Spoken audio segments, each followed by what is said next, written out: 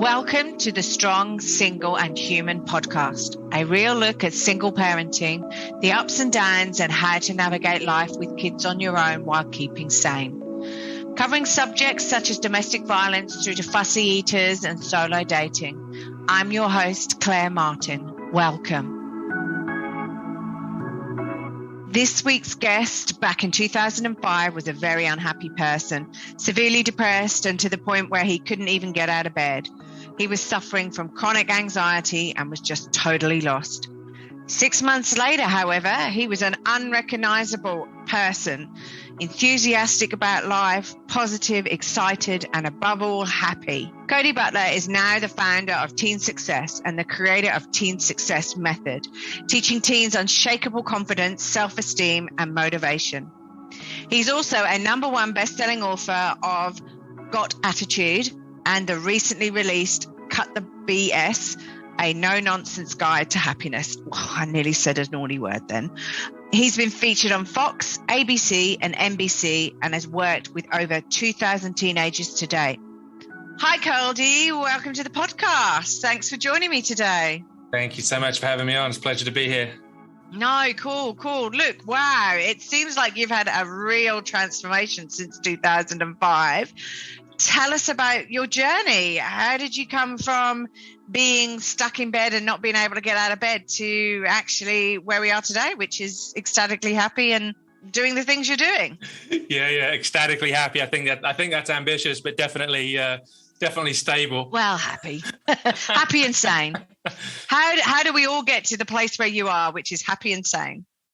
Yeah, so to give you a little bit of a background as how I got to the point where I couldn't get out of bed was I started a business, or I bought a business actually when I was much younger, and I had a lot of success with that, and I made a lot of money at way too young of an age. Had really no idea how to process that, how to handle it, how to be responsible. That must have been so hard. Yeah, and there were a lot of people around me, a lot of things around me, a lot of people in my life that I thought genuinely were there for good reasons, and through a series of mistakes, I ended up losing everything. I ended up going bankrupt. I think I filed bankruptcy, and I think like $750,000, which I was 24 at the time. Pretty major. So you go from being way high to being way low, and a lot of the people left to my life at that point. It's like, hey, don't worry, everything's gone, but I'm still here. It's like, huh? What? Where?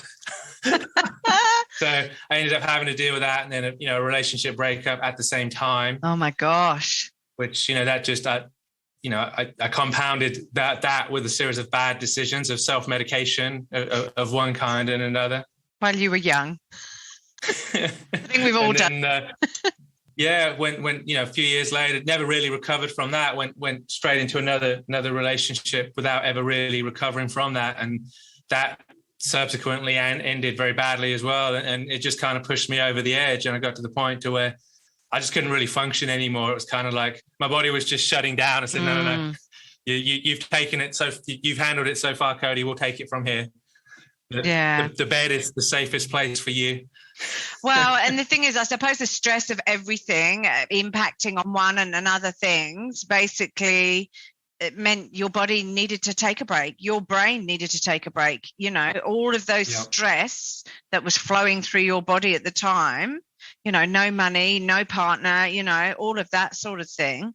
They're all major things, I mean, most people experience maybe one of them, but not all of them. So, yeah.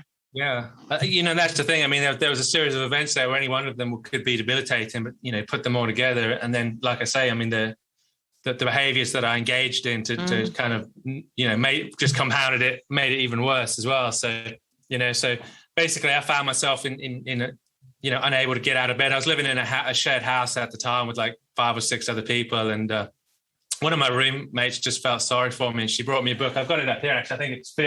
I think it's Susan Anthony, Feel the Pain and Do Away with It. I know Feel the Pain and Do Away with It is the title. I think Susan Anthony is the author. And that was really, so I read it, I thought, well, what have I got to lose? I read it.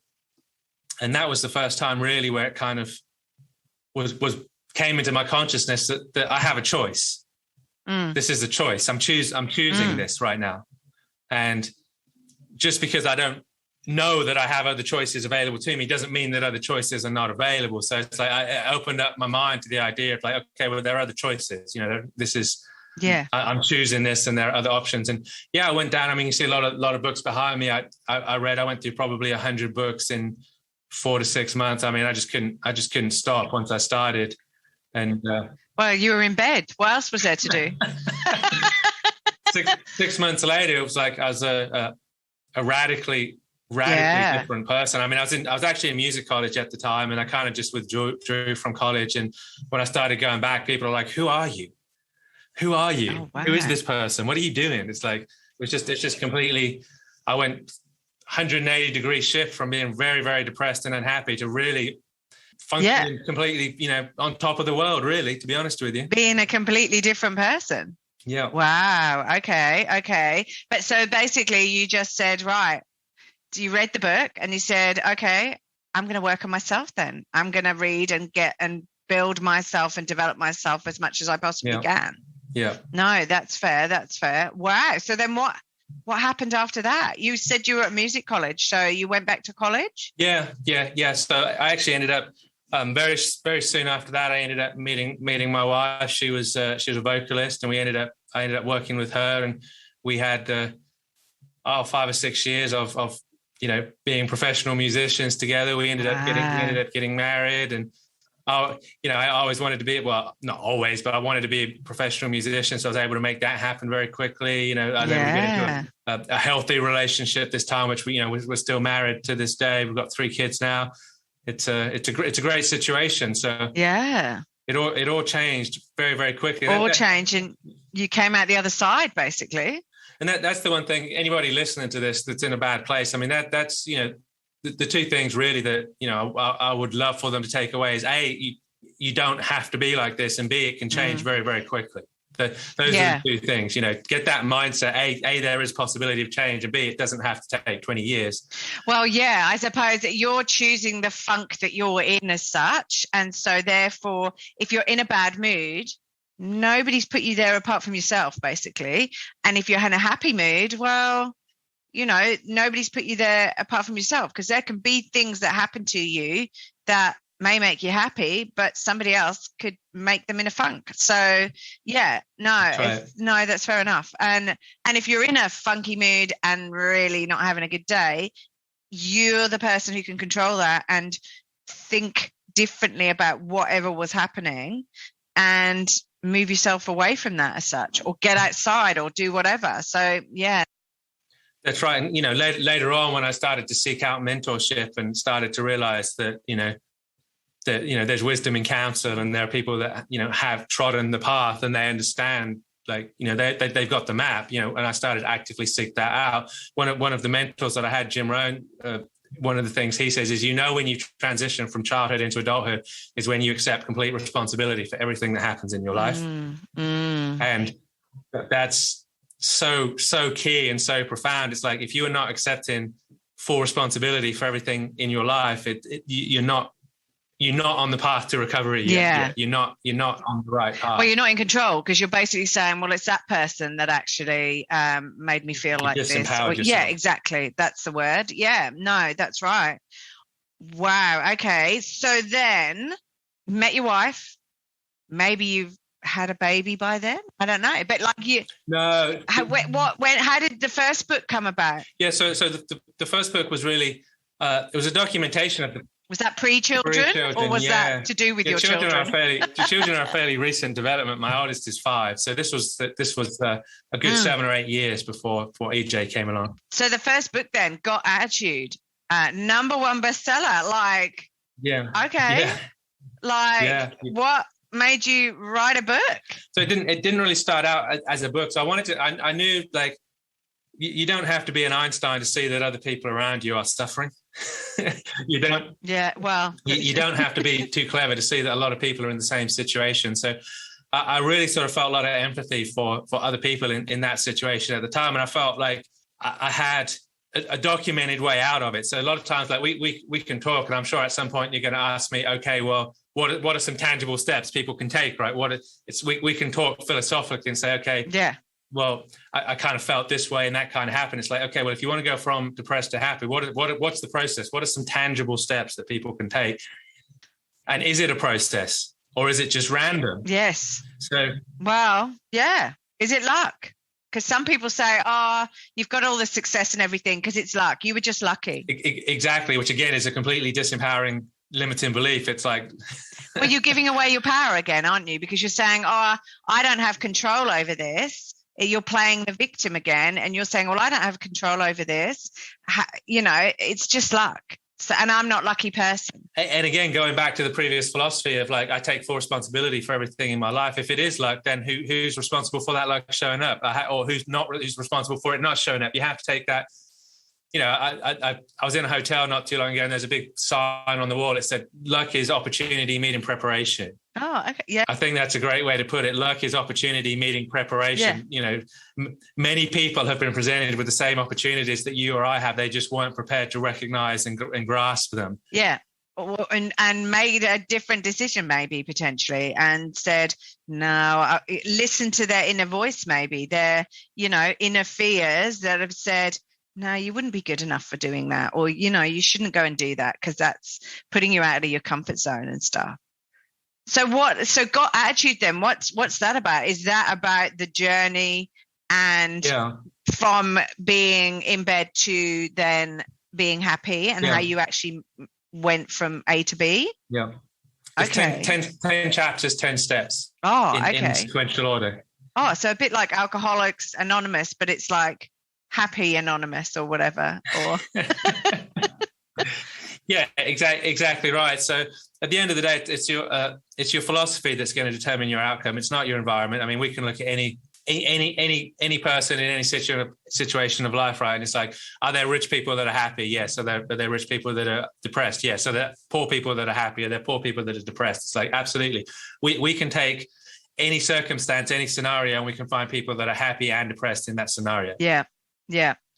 There are people that, the half full, half empty cup scenario. It's like in any scenario, there are people that are looking at the situation as an opportunity, and there are people that are looking at the situation as the doomsday. Yeah. So it's really about, I think it was a Zig Ziglar quote I read years ago. It said, it's not your aptitude that will determine your altitude, but your attitude. Oh, okay. It's not your aptitude that will determine your altitude, but your attitude. Yeah.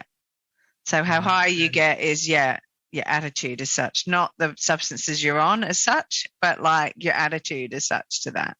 No, okay, that's fair. So #1 bestseller, you were featured on TV all over the place. And I'm not going to list them all because they're all well known and I've just listed them. But wow, it's got to make sense then, because I tell you, I tell you an interesting story is like that book was written, I think, in 2008, give or take, in that time period. It didn't become a bestseller until 2017. Wow. And what was the difference between a book sitting on my hard drive and a #1 bestseller? There's only one difference between the hard drive and the bestseller, and that was my belief in myself. Yeah. The book was clearly good enough to be a bestseller all along. It wasn't like the standards dropped from 2007 to 2017. And this is a big key, really. It's like, it was my belief in myself and my willingness to put it out there. My attitude, right? My attitude changed. My attitude prior to was like, I'm not going to put this out. Or my attitude became, I'm going to put this out. Exactly right. And the result changed with the shift in attitude. So the title God Attitude really is, it's about that. Attitude is everything. And a quick way to determine how your attitude is, if I ask you the question very quickly, how's life treating you right now, Claire? Your answer to that question will tell you everything you need to know. So I asked that, I was talking to someone Sunday about the book, and they I daren't answer now. I asked them the question. They were a doctor, GP. I said, how's your attitude? She goes, how do you know if you've got a good attitude? And I'm like, well, how's life treating you right now? She's like, okay. I'm like, well, you've got an okay attitude. Yeah. You've got an okay attitude. Because that's what you're projecting back with that question, I suppose. Yeah. No, that's fair enough. Yeah, I was just going to say fine. So I've just got a fine attitude then. So how you respond to that question, it's obviously, it's very telling. So if someone goes, okay, life's okay, it means everything that's being thrown at them, they're processing it as like, okay. Whereas, would it be possible to process this as excellent, or would it be possible to process it bad? Of course, a situation is neither negative or positive. A situation just is. It's like the situation becomes negative or positive when you put the polarity to it. Yeah. Yeah. And I suppose with your book then sitting on your hard drive for like 8 odd years or whatever, like your polarity changed basically in that period of time. And from not believing that the book was any good, but it's a #1 bestseller as such, or you not having belief that anyone would be reading it, which then is your internal fear and, you know, maybe I'm not good enough and all of those ego things that are stopping you. Over the, you know, working on yourself and doing the things that you did over those 8 years meant that you got to a mindset of, I'm putting the book out there, #1 bestseller, happy days, on TV, can't stop you. Well, one of the big shifts that happened over that period of time was like, I can't remember when it was exactly, but I determined that I would never tell myself no again. You're going to have to tell me no. If I want to come on your show, Claire, I'm not going to determine that I'm not good enough to come on. I'm going to ask you and you're going to have to tell me no. Well, thank God I said yes then. Otherwise I'd had a fight, wouldn't I? You know, and it's like, I realized in retrospect, some looking into myself and my own mindset, it's like I would tell myself no far too often. And I'd be like, I want to work with this person. Yeah. But I would tell myself no, so I wouldn't ask them if they wanted to work with me, or I would want to get involved in a project, and I would decide that they would tell me no, so I would preempt that and just tell myself no. Yeah. No, it's quite funny because I've often sat there and thought, I wonder if I said yes, bearing in mind I have a 5-year-old, so that might not be the most constructive thing, but if I said yes, like to everything that I was asked to do or asked to, you know, just asked whether or not, like how my life would be after saying yes for a day. And I know people who have done that. And it's a very bizarre turnout when they've come to like an end of a week of saying yes or whatever to find that their life goes in a completely positive and different way. So, you know, maybe I should do that. Maybe I should do a podcast on saying yes and actually tell people what happened. That might be interesting, especially with my son. But he'd probably, I don't even want to think about that. Another great thing that we get people doing that just reveals that reveals yourself to yourself. Yeah. The I am test. So it's like, just take a pen and paper and write down I am and finish it 10 times. And see what comes out. Don't think about it. Don't think about it at all. Just write, I am, and finish. Put a word after I am 10 times. Really? And that will give you a pretty good idea of. Wow. Okay. Yeah. I'm going to do that then. I'm going to do that after this. I write affirmations like every morning, like how I'm feeling and where I'm at.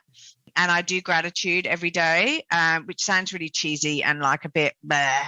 But I just write 3 things that I'm grateful for, because at the end of the day, you know, we all have really rubbish days, or, you know, I'm a single mum. So, you know, there are times where buttons are pushed. I haven't slept all night or whatever.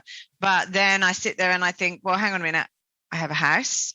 I've got an awesome son, and I've got a job, and I'm doing what I want to do. So, nobody's shooting at me. You know, we live in Australia. Exactly. You know, I've got lighting. I've got to sit here with a candle and, like, you know, all of those things. And, you know, they can just be silly things like I've got blue sky today, and that makes me feel happy, you know. So, okay. So that was the first book. And then you've written another one. So you've written... And here we go. This is where I'm going to not say the right thing. Just go ahead and but you've written... I know you want to. I do like swearing a lot, but I try not to around my son. So it is... and he's not here, so I can say this. So you wrote, Cut the Bullshit, a no-nonsense guide to happiness. So, okay, this is awesome. And it's got a swear word in the title, so it's awesome. So, like, okay, what's the new book about then? So you've got attitude, and this is how you get to happiness. So now we're cutting bullshit. So again, this is sort of a continuation of the same work, really. It's manageable, practical steps to bring you to a place to where you can sustain, you can become happy sustainably. Because at the end of life, happiness is, there's nothing else. It's the highest of all goals. There's like, there is nothing else. If you are happy, nothing else matters. Everything you do is to in the pursuit of happiness.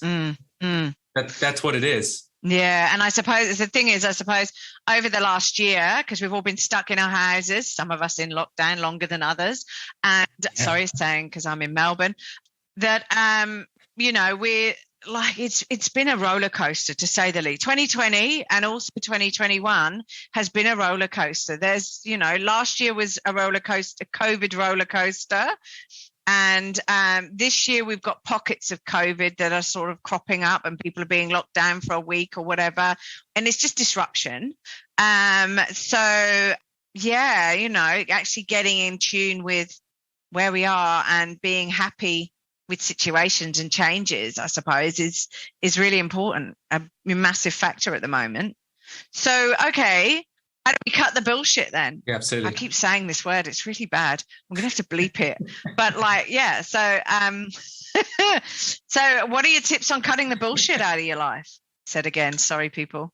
Yeah, so the first thing really is brutal self-honesty. Okay. It's absolutely brutal self-honesty. So you've got to determine what you want. So like most people are just ships without rudders blowing around wherever the wind blows them. And it's like if they end up in a port they don't like, they're sad. And if they end up in a port they like, they're happy. And they're always on that roller coaster, right? So it's a case of like, the first thing is like, you've got to be really honest with yourself. You've got to be really, really honest with yourself. That this is the key. And a lot of times if you're really serious about moving from a place of, let's say, sadness, anxiety, depression, sort of the darker moods, the darker emotions to the lighter, brighter emotions, then that starts with brutal self-honesty. And it's ugly, to be honest. It's like it's really ugly. Yeah. It's like we're not manifesting depression because we got nice stuff going on inside. It's dark in there.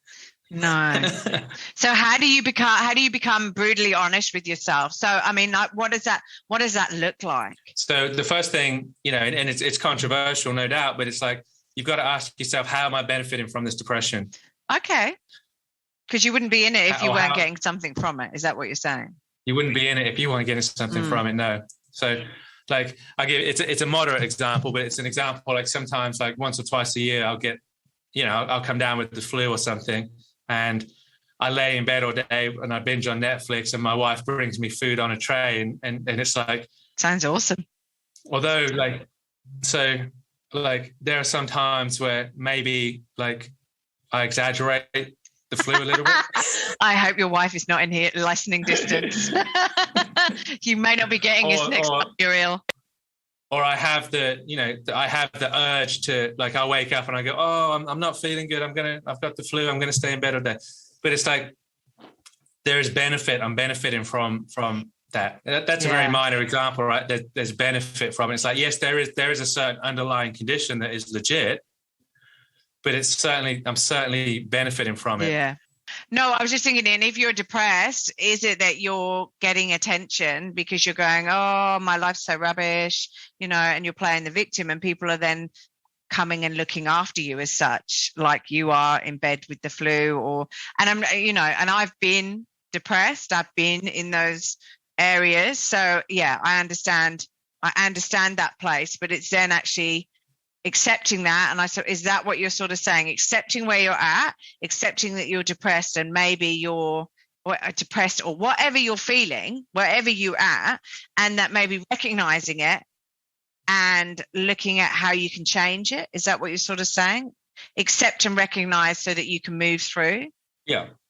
Well, until you recognize that there's some benefit being derived. And look, it could be identity. I know people that have their identity. It's like they gain their significance. It's like, if you're sick all the time, you gain significance in that. Yeah. At least in your mind, it's like, people are just trying to get their needs met. And it's like, it's not until you realize that you got to identify what's going on. So like, I'll always ask people when they say, like, my wife was a good example. We'll talk about that just very quickly. So she's like, she wants a career in music. And it's like, well, what underlying emotion are you trying to accomplish? what underlying emotion are you trying to accomplish? Is it significance? Is it contribution? Is it that everybody told you that you could never do this and this is going to be, you show everybody and it's validation? Yeah. It's like you don't want to be in the music industry. You want the benefit, you want the outcome of what that is. You think that's going to give you, because it could be validation, it could be significance. And it's like, once we identify what the core underlying the need is, whether let's say it's validation or let's say it's significance, it's like, well, now we can start to go, okay, what this depression is doing for me, what this state that I'm in is doing for me is it's providing me significance, but it's doing it in a very unhealthy way. So how can I get my needs for significance met in a way that is much healthier? And then once that need gets met in a healthy way, the need for the unhealthy behavior just disappears. It's no longer required. Yeah. It's simply no longer required. No, that's fair. Okay, so once you've recognized why you're doing the things that you're doing, okay, then where next do you go? What next? What's your next move as such? So there's a couple of things. So the first thing would be you've got to recognize that it's your thoughts that are causing your depression. And you've also got to recognize that you're not necessarily empowered to control those thoughts when the depression strikes. So, for example, like I've got an example here. I hope embarrass myself. So, like when I start to slide, and like when I say I'm happy, I mean I'm happy most of the time. Obviously, like we have periods where nobody's up all the time and nobody's down all the time. But you can't live when you're down. So, you got to recognize when you're starting to head down, and then two, you got to recognize that you're not in the right place mentally to make decisions in that place. Those decisions have to be made ahead of time. So you can see, I write down here. So when I notice that I'm starting to slip in my mood, like, I'm in business, so I deal with like stresses in business, right? So I've got stuff here like faith over doubt, reason over fear, positive expectation over worry. So when I start to feel myself losing a grip, like if I'm dealing with a lot of stress, then I'm going to go to my set plays and I'm like, positive expectation over worry, I'm not going to allow myself, like, I'm just going to fill my mind with these words that are positive versus allowing the negativity to fill my mind going, you're not good enough. This is never going to work. You're going to lose all your money. You're going to lose your significance. You're going to lose your security. You're going to lose everything. Yeah. So you're actually saying, so if you were to think of your mind as a cup, instead of filling it with negative words, you tip those out and you basically start filling it with positive words and start actually saying, no, you are worthy, you are good enough, you've got experience, you're good at multitasking, talking about single parents, because if you're in a job situation, you're good at multitasking because, you're looking after the kids, you're working, you're feeding them, you're cleaning the house, you're doing all of these other things. That's good. You're good at multitasking if somebody sort of said you're not or whatever. Or if you're getting that I'm not good at anything sort of funk. So, okay. So I see what you're saying. So start filling your brain with positive stuff and start moving from there. And then you said there was another thing that you also do. Yeah. So like exercise, like depression and anxiety and stress cannot exist in the face of exercise. Okay. It's like darkness cannot exist in the face of light. I've got an office here. If I turn the light out, it'll be dark, but the dark is never going to overpower the light. As soon as the light shows up, it's going to overpower the dark every time. And exercise is the same with depression. So like even that you need fresh air, you need sunshine. Like, so when you're depressed, like if you think about it, like the less movement you have in your body, the closer you are to death, to the ultimate state of inactivity is death. Wow. Okay. But yeah, you're right. No, but you're right. I'd never thought of it like that. But yeah, no, that's right. So if you don't move, you're dead. Yeah. If you play that out to its conclusion, it's like, so movement is life, lack of movement is death. So the more movement you can put in your body, and if you look at, when we're depressed and stuff like that, it's like, we're not very active. No, we don't want to do anything, go anywhere. We just want to pull the bed covers over our heads and just not see anybody do anything. Yeah. Yeah. So we're depriving ourselves of fresh air. We're depriving ourselves of sunshine. We're depriving ourselves of exercise and movement. So on the other side, I mean, look at the cross segment of the population that experiences zero depression, zero anxiety, zero stress. 2, 3, 4-year-olds. I've got a 3-year-old and a 5. Like my 3-year-old doesn't walk anywhere; he runs everywhere. Yeah, they do. Yeah, that's right. And he literally runs everywhere. And they love everything. They're questioning everything. They're into everything. They're just so active. So they can't be depressed. They can't even think about depression. They probably don't know what it is. But but that's highly likely why. Yeah, exactly right. I mean, it's like, because when you see kids start and get a little bit older and they start to experience the darker moods, there's less movement in their body.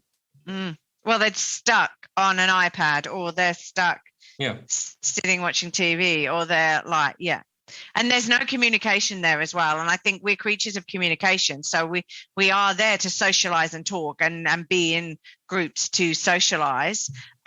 Say you and me both stuck in our offices, sitting here on our own. But, we're talking to each other via various different means. So, right. I agree. Yeah, and that's fair. The other thing too is like shock as well. So people say, well, I'm chemically depressed, or I'm hormonally depressed, or whatever. It's like, well, we can disprove that in a heartbeat. It's like getting in an ice bath. Yeah. Wow. And see how long you're depressed for. Your depression will go instantaneously. Wow. Your body will go into fight. Like I do that now. I don't do ice baths because that's extreme. I do cold showers. So it's like I do cold showers as well. Wow. Okay. So you know what it's like. So it doesn't matter what mood you get into that cold shower. You come out and you're reset. Yep. Oh, So like, I agree with you. And like, so if anyone wants to understand what we're talking about, I discovered cold showers and ice baths through the Iceman, which is Wim Hof. And you can YouTube him and things like that. But like, it just rewires your brain. It makes your brain come alive. And there ain't much depression in a cold shower. You're thinking about other things. Survival. So you survive. It doesn't matter. Like I can have the worst like blow up with my wife, and I'm like, right. So I'll go get in the cold shower, and like instantaneously, it's like that's gone from my mind, and my mind is going, right, survive. Survive. Well, and it also makes you breathe. So you're giving oxygen to your brain. Right. And I don't know about you, but like when I'm not down and I want to pull the covers over my head and things like that, that's right. I'm not really breathing. I'm breathing quite shallow. I'm not breathing deeply. And like you said, with exercise, you breathe because you have to breathe because you're trying to get the air in to move your muscles. So, I suppose in a way, it's all about the breathing side of things. Same with meditation. Well, that's it. I mean, you get into a cold shower and you're automatically going to hyperventilate and go, your body's just going to go, and it's going to force that air deep into you. Yeah. Wow. But again, it comes down to the question. I mean, I talk to people all the time and I say, get in a cold shower. And they go, I don't want to. It's like, well, you've got a choice here. Like you're choosing your depression. Yeah. Go exercise. I don't want to. It's like, well, then you're choosing. Yes. You're making a choice. Like nobody said the choice was an easy one. Yeah. Nobody said the choice was a pleasant one. All I said was you have a choice. No, and do you know what? Like I have to say to you, I don't know about you, but I don't want to get into a cold shower, but I know the benefits. Never. Like, never. I would love to. You never get used to it. No, you don't. I would love to slip into a warm bath. That's nice, relaxing, candles, glass of wine. But the actual benefits of getting into a ice cold bath is so much more invigorating. So that's fair enough. So if you're depressed, any listeners, just have a cold shower. You will see amazing results. Okay, so we're moving through like being real with yourself and actually understanding, well, why are you in this funk? What are the benefits of you staying where you are? And then looking at moving to get out of the funk to get out of the, I hate calling it depression because it could be so many other things. Just a dark place. But to get out of there and move towards happiness as such is moving your body, breathing, maybe cold showers if you want to go there, and to actually understand like what you're wanting to do and what you're wanting to achieve and what you're wanting to move away from. Am I right there? Did I understand that all right? Or did I get it confused? Yeah. There's a lot to remember. This is why people need to buy your book. So some other things that are really simple, like you can't keep doing what you've been doing. It's just like food has got to change, diet has got to change, lifestyle's got to change. Like if people, the problem is like when people say, when people go, I have depression and it's hormonal, or I have depression. It's like, again, I mean, like, I'm not saying anybody's not telling the truth or whatever. So I'm not qualified to make that call, but like, I can tell you, like, a lot of times what people are saying is like, I don't want to change my diet. I don't want to change my lifestyle. I don't want to stop drinking the alcohol. I don't want to stop eating the fast food. Because I tell you, even like when I discovered this not too long ago, that I was getting depressed, like kebabs. Like, I really love kebabs. Yeah. Oh, don't go there. I eat kebabs 2 or 3 nights in a row. Oh my God. Yeah. And I would just get horribly depressed. Yeah. Afterwards. Yeah. And then I'd stop that, and then I'd be fine. And that was really the first time that like diet, like, I really understood in my mind, like, diet really impacts your mood. It does. And I think it's the same. Like, I know we've done a lot, there's a lot in the media and Facebook and various things about the sugar high, and then you come crashing down the other side. But it's right. I mean, I must admit, if I consume a lot of sugar, that's what I find. It's like, I'm falling over I'm starting to move into a depressive state and a lethargic state, because I don't want to do anything because I'm on that sugar crash as such. So yeah, no, that's fair enough. I fully understand that. Wow. Okay. I want people to buy your book because there's so much more like, we've just touched the surface on what we're discussing, and there is so much more. And like, so does the book actually lay this out as a process and a program that people can follow as such? Yeah. So it's basically, do this step, do this step, do this step. Awesome. So they could actually buy the book, not that I'm hinting here, but buy the book and then basically move through the process. We can't guarantee that anyone's going to be cutting the bullshit and getting to their happy place, but it definitely is going to help. So what do you do to stay sane and happy then? I mean, some of these things, or are there other things that you would do? Yeah, so at the core, it's lifestyle. So lifestyle, like, if we're dealing with depression, it's like we're way down the road, and that depression is the symptom, right? It's not. Yeah. It's not. Depression doesn't cause itself; it's the symptom. So there's all depression is, or any kind of negative state, is the body saying, "Hey," it's trying to warn you. It's saying, "Hey, you're doing something wrong here." It's the body calling out, saying, change your ways, change your ways, change your ways. And what you're saying is, like, you don't have to do all of these things all at once. You can do them gradually and work towards, because like it took you 6 months. I mean, you didn't change your life overnight and then that was it, did you? I mean, it's a work in progress. Yeah, I mean, like, your mental health is like a garden. It's like you can cultivate it and make it beautiful, but if you just ignore it for 6 weeks, or if you ignore it for summer, you'll come back and the weeds will have taken over again. It's like mental health is not somewhere you get. It's not a destination you arrive at and it's like you just check that off and you're like on to the next. It's like, okay, it's like it needs maintenance. It needs constant maintenance. Yeah, pulling out those weeds. Yeah, and it's just stuff like, even just little things, like, it's little victories. Like today, like, I'm drinking herbal tea today because I'm trying to cut tea and coffee out of my diet. Yeah, I'm trying to cut artificial stimulants out of my diet, and it's like, Just to say I'm not doing tea or coffee anymore is probably, I'm setting myself up for failure. But it's like, can I drink herbal tea at the office? Yeah. Can I get the tea and coffee out of the office? I'm trying to cut down sugar. So I've said I can have one thing that's got sugar in it a day. That's it. So, So, because otherwise, I think if I complete cold turkey, I would probably do it for 2 days and then go, okay, I'm going to overload on sugar because I need it so much. So, no, it's small steps, isn't it? It's just small steps. No, that's fair. That's fair. Yeah, and it helps to like get to the point of desperation. I mean, I was watching a documentary a little while back about a vegan diet curing various health conditions and stuff like that. And I don't know if it's true or not. Like, I have no opinion on that necessarily, but it's like, I was watching these like 20 people go through this program and they had diabetes and stuff that, like type 1 diabetes, serious stuff. And like people were just leaving halfway through. They were going, I'd rather just have diabetes than eat this diet. And it's like a lot of people, it's a great example. Yeah. That's where a lot of people are. It's like those people, like according to this documentary, could have been cured of that type 1 diabetes had they just stuck with the program, but they wanted to remain in their lifestyle more than they wanted.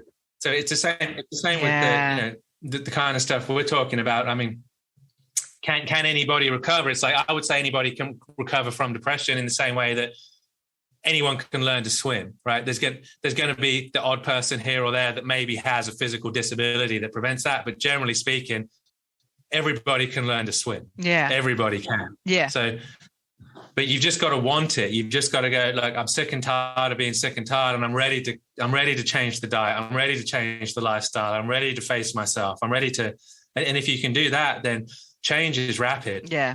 And it may be that you change and you follow something for like 2 or 3 months. But like we said, it's a working process. So at the end of the day, you're following and you're constantly, and I know I'm doing it and I'm only like day 3 here, but I'm constantly checking myself. I know, don't go there. I'm constantly checking myself and going, okay, I'm thinking about sugar. I'm thinking about having something to eat or whatever. And I'm like, well, why is that? Is it because I've sat in front of the computer for too long and I need to move away from it? And maybe I do. I haven't done this, but maybe I do 25 sit-ups to just, divert my brain from thinking about sugar. Or maybe I'll go and walk around the garden because it just gets that breathing and exercise, like you say, and distracts my brain from thinking about sugar, which I don't need. So, yeah. So, look, where can our listeners connect with you online regarding your book? Where can they buy your book? Yeah, so you can get it on Amazon, available on Amazon. You can go to teensuccess.com.au/book. Okay, great. CodyButler.com is a website that I have, and then Facebook and stuff like that. So all the usual suspects. I'm not difficult to find. If you want to find me, you will. Just Google you. No, that's awesome. Oh, look, thank you so much for coming on the podcast today. I've just got one final question for you. And that question is, what would your superpower be if you had to choose one? Yeah, I definitely want to fly. Oh, okay. Fly. Okay. For what reason? Just to impress my kids, I think. Oh, that's They're fair. really into superheroes. They're in that superhero stage right now. So you could pick them up and carry them and fly, take them for a flight. That's right. Maybe don't drop them. Maybe you need a harness. That's right.